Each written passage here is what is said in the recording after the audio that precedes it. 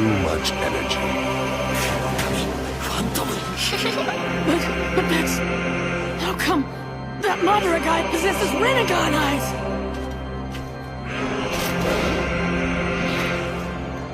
What exactly did you do to his body? Like I mentioned to you before, I made you even better than at the peak of your power. Bastard. Do not misunderstand it. This is not power of your creation!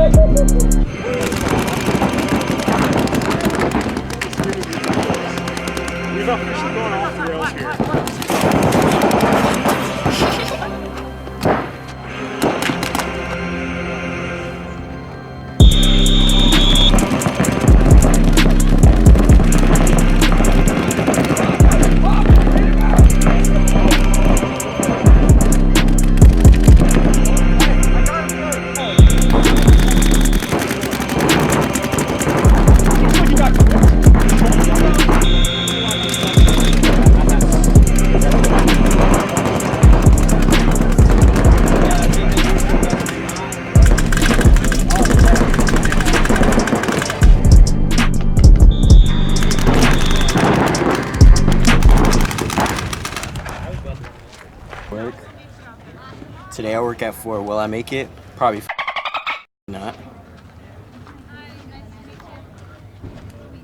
Now I'm debating if I want to call in or not.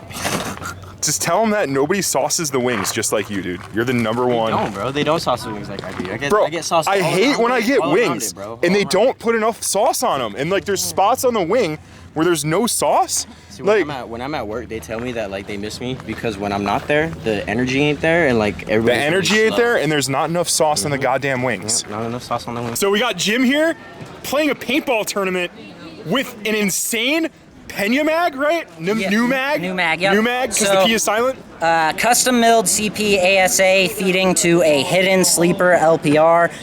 One-legged T-Rex pneumatic solenoid operating the sear. No bounce, no ramping. Shoots almost as fast as an Electro. So if you guys want to know like what Tucson paintball is, it's this dude rolling up to a tournament, dressed like this, shooting this gun. Let me show you the one I usually use. Like, that's Tucson right here, man. Did you get that? Dude, oh, look at the splash on the frame. That little like, so that's an IntelliFrame with an X valve. Yep, and I have a die ultralight that matches it, but it's a 689, and that just hasn't been usable since like 2005. Well, really ballsy to show up to this tournament shooting those guns, dressed like that. Yeah. Like, legend, dude. Thank you, appreciate it. See ya. Yeah. One of the things I'm most impressed with BKW Paintball is how nice this bathroom is.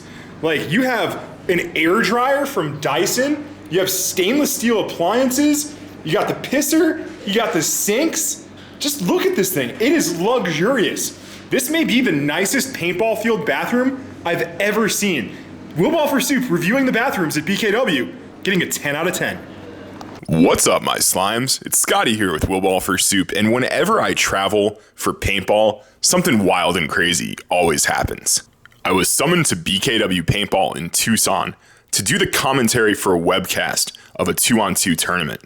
Now, the rules of this tournament were pretty weird.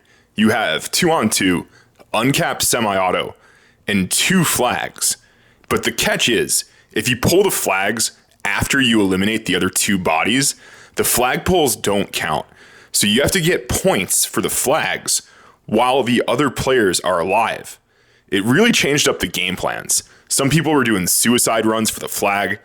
Other people were actually not making kills and telling their teammate, hey, it's one body, I can drop the hammer, but I'm not going to, so you gotta get that flag.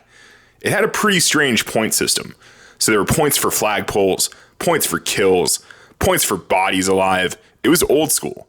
After talking to the event promoter, we're probably going to change the format and just focus on the gunfight, focus on eliminating the other two bodies, making things a lot more simple for everyone involved. You don't really want to be doing math when you're in the tournament, man. Math does not belong in paintball. Let's keep math in the NPPL 7-man era, and let's put that behind us. I just want to say a huge thank you to Ryan Pulido, the Copper Kings organization, and BKW Paintball Park for making this whole thing happen for me. I had a great time, but I was talking for so long. I was about to lose my voice. I had to guzz the water. I was just chugging water to keep my voice fresh so I can keep commentating. I think there was something like 64 prelim games, and then the quarterfinals, the semifinals, and the finals. It was a long 5, maybe 6 hour day, but hey, it's a day spent with paintball in the scene, in the community, talking shit about everybody playing the tournament. I had fun. So I live in the Phoenix suburbs, and this tournament was going on in Tucson. That's like a 2-hour drive, right? So I didn't really want to make the 2-hour drive the morning of the tournament, having to wake up something like 5 a.m. That would have been awful. So I'm like, listen, dude, if you want to like guarantee that I'm going to make this thing, can I sleep on your couch? Could I sleep on your guest bedroom? I hit a couple people up asking like, hey, I need a place to stay. Could you help me out? And maybe because of COVID, maybe because I really don't know any of the Tucson players as well as I know the Phoenix players, nobody had a spot for me. So the event promoter is like, okay, man, I'll give you a really small hotel budget, get yourself a motel room, and make sure you're there on time. I'm like, all right, man, I appreciate that so much. Like, hey, helping me out so I'm not like spending money just to get to this event on a nice hotel. So I got the Red Roof Inn. The Red Roof Inn isn't like a luxury hotel, but it's not like bottom of the barrel off-brand roaches and bed bugs. It wasn't too sus. At least that's what it appeared on paper. So I get to this hotel. The first thing I notice is there's an undercover unit circling the hotel. They're just driving laps around the property. And there's some really sus people like walking around the hotel. I don't want to say crackheads, but yeah, there were crackheads at the hotel. So the check-in area, the lobby, it looks fine. Everything goes normal with the clerk. I get to the room. I hit up my buddy who's also playing the event. I'm like, hey man, let's come through. Let's have a couple adult beverages. Let's unwind before this tournament tomorrow. The tournament that I've deemed the Tucson World Cup. So my homie has one of those portable Bluetooth speakers. The thing's not terribly loud, but it gets loud. We kept it reasonable though. I don't think the police hit on our room because of the music. The music was reasonable. We're both adults now, right? We're not party animals. If you've ever had the police knock on your door, you recognize that loud, angry, intense knock. You know things are about to go down. But we're not doing anything illegal. There's no sus stuff going down in our room. Just two bros having a couple beers, enjoying our time the night before the tournament. So the 5-0 is knocking on the door, open the door pretty quickly. It's 2 female officers with the police department. You guys partying with Shantae? What? Hey, is Shantae in there? Officer, I don't know anybody named Shantae. We don't have anybody named Shantae in this room. I have no friends named Shantae. I don't know anybody, period, named Shantae. And we're here for a paintball tournament. We're just trying to unwind the night before. So you haven't seen Shantae? Nope, she's not here. All right, have a good night. Thank you. So it's really odd that they would suspect that this wanted individual was with us. It could have been because we were maybe listening to rap music. It could have been because we're 2 single men and Shantae is some sort of a working girl, if you know what I'm saying, a professional. But the mystery till this day is, why were the police looking for Shantae? And why did they think Shantae was in our room?